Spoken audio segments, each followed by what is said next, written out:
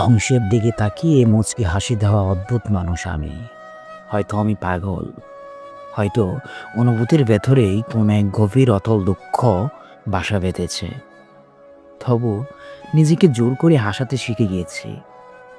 যেদিন ভেতরটা একেবারে ভেঙে গিয়েছিল, সেদিনেও বাইরে থেকে এক চিলতে হাসির মুখে সবার সামনে দাঁড়িয়েছিলাম। কষ্টগুলোকে আমি বন্ধু বানিয়েছি, একাকিত্বকে আপন করে নিয়েছি। মানুষ ভাবে আমি হয়তো সুখী, শক্ত, নির্লিপ্ত, কিন্তু তারা জানে না প্রতিটি রাত আমি একা লড়াই করে বেঁচে আছি। নিজেকে নিজেই বুঝিয়ে রাখি তুই ভালো আছিস, অথচ জানি আমি ভালো নেই। ভেঙে যাচ্ছি প্রতিদিন একটু একটু করে, আর এই ধ্বংস হওয়াটাকেই যেন ভালোবেসে ফেলেছি। আমি সেই মানুষ যে হার মানার আগেই হাসে, কারণ জানি কান্না দেখিয়ে লাভ নেই। পৃথিবী শুধু শক্তদের মনে রাখে, দুর্বলদের নয়।